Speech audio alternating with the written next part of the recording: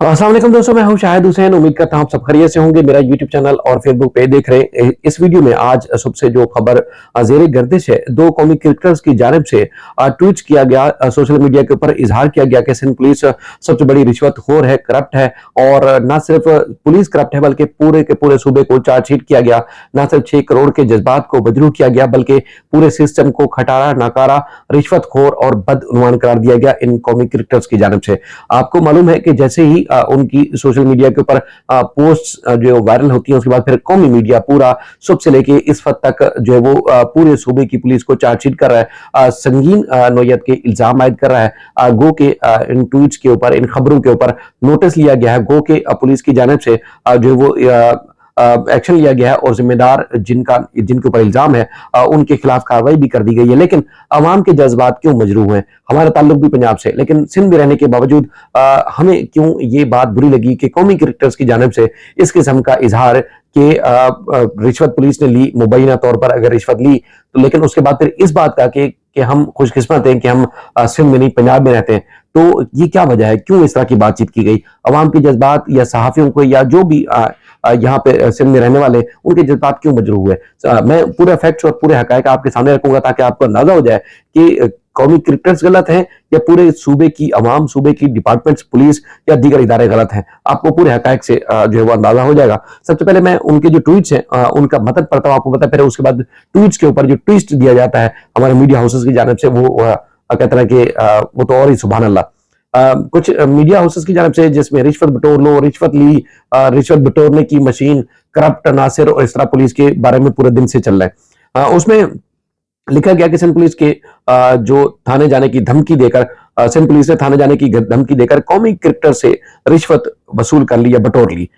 उसमें लिखा गया है खबर में, जिसमें बताया गया कि सिंध पुलिस ने कौमी क्रिकेटर्स को भी न छोड़ा। शोएब मकसूद और इसके अलावा आमिर यामीन से राहदारी की 8,000 रुपए रिश्वत बटोर ली। अब खबरों की अंदाजा लगाएं कि आप यहां से चूंकि गुजर रहे हैं तो इसलिए आपको 8,000 रुपए देना पड़ेगा। ये खबर का ट्विस्ट है। आपको पता है, इससे अंदाजा होता है कि जो सिंध के अलावा दीगर शहरों में या दीगर इलाके हैं वो सिंध के अवाम से या सिंध के लोगों से किस किस्म की नफरत करते हैं। हालांकि जो आजकल पीटीआई के लोग या उसके बाद यहाँ की पंजाब की अवाम, खैबर पख्तूनख्वा की या बलूचिस्तान की अवाम है, जिस किस्म का वहां के इदारों के बारे में, पुलिस के बारे में जो इजहार करती है वो पूरी दुनिया जानती है, सिर्फ सिंध ही नहीं जानता। लेकिन अगर ये एक कुछ काली भेड़ों की गलती की वजह से या उनकी करप्ट अनासर की वजह से अगर पूरी अवाम को चार्जशीट करेंगे तो फिर नफरतें मजीद फैलेंगी। अब ये खबर से भी जो इस बात का इजहार हो रहा है, अगर ये वर्डिंग जो उनकी जो हमारे खिलाड़ी हैं उनकी वर्डिंग एज इट इज भी रिपोर्ट कर दी जाती तो मुद्दा बयान हो जाना चाहिए था, हो जाता। लेकिन हमारे न्यूज चैनल्स क्योंकि ज्यादातर ऑपरेट लाहौर से होते हैं और न्यूज़पेपर भी वहां से ऑपरेट होते हैं, तो उन्होंने अपनी अलग से पे ट्विस्टिंग भी की है इसमें। वो कहते हैं जी कौमी क्रिकेटर शोएब मकसूद ने समाजी राब्तों की वेबसाइट के ऊपर जो है वो तवील पोस्ट की और जिस पर उन्होंने अपने साथ पेश आने वाला वाकया बताते हुए सिंध पुलिस की बदनवानी का मकरूह चेहरा बेनकाब किया। पुलिस में शोएब मकसूद ने खुद को पंजाब का शहरी होने पर फख्र महसूस करते हुए लिखा कि हम बहुत खुशकिस्मत हैं कि सिंध में नहीं बल्कि पंजाब में रहते हैं। और उन्होंने लिखा कि मैं जिंदगी में पहली बार कराची से मुल्तान बजरिया सड़क सफर कर रहा हूं और सिंध पुलिस इतनी करप्ट है कि हर 50 किलोमीटर के बाद आपको रोक कर पैसे मांगती है या फिर आपको बगैर किसी वजह से थाने जाने की धमकी देती है। साथ ही दूसरी पोस्ट में आमिर यामीन ने भी सिंध पुलिस पर शदीद बरहमी का इजहार करते हुए लिखा कि सिंध पुलिस ने कहा कि सिंध पुलिस को हमने बताया कि हम बैनुल-अक़वामी क्रिकेटर्स हैं, कराची में मैच खेलने के बाद मुल्तान वापस जा रहे हैं, मगर उन्होंने इसके बावजूद 8,000 रुपए जो है लिए, फिर हमें जाने दिया गया। क्रिकेटर शोएब मकसूद और आमिर जो यामीन है उनके साथ पेश आने वाला वाकया जो है करन के पुलिस स्टेशन की हदूद में पेश आया। जैसे ही पोस्ट मंजर आम पर आई तो सार्फिन की जानिब से शोएब मकसूद और आमिर यामीन को सिंध पुलिस की करप्शन बेनकाब करने पर खूब सराहा और साथ ही साथ मिले जुले रद्द अमल का भी इजहार किया। इस तरह और भी मैं मीडिया चैनल्स की जो तफसीलात हैं अगर आपके सामने रखूं तो बिल्कुल आप भी हैरान हो जाएंगे क्या जो आपने देखा भी होगा। ये वेबसाइट्स के ऊपर भी मुख्तलिफ सोशल मीडिया के प्लेटफॉर्म्स जो कि मीडिया हाउसेस चलाते हैं उनके ऊपर इस किस्म की शदीद किस्म की नफरत अंगेज खबरें जो है वो सामने आ रही है। मामला ये है कि मैं ये नहीं कह रहा कि पुलिस करप्ट नहीं है, मैं ये नहीं कह रहा कि सिंध पुलिस के अंदर या दीगर सूबों की पुलिस के अंदर काली भेड़े नहीं है या अफराद जो है बदइखलाक नहीं है, बदनुमान नहीं है, करप्ट नहीं है। मैं बिल्कुल ये बात नहीं कर रहा। मैं ये कह रहा हूं कि अगर चंद अफराद अगर बदनुमान है, बद किरदार है, काली भेड़ें हैं, उन्होंने पूरे सिस्टम को बदनाम कर रखा है, तो इसका मतलब ये नहीं है कि आप पूरे सूबे की आवाम को, पूरे सूबे की पुलिस को, पूरे सूबे के निजाम को आप करप्ट अनासिर तशबीह दें। इससे ये बू आ रही है। बड़े बड़े सहाफी भी लिख रहे हैं कि पहले बंगाल के बारे में पंजाब से इस तरह के तासुर मिलते थे, अब सिंध के बारे में इस तरह के तासुर मिल रहे हैं।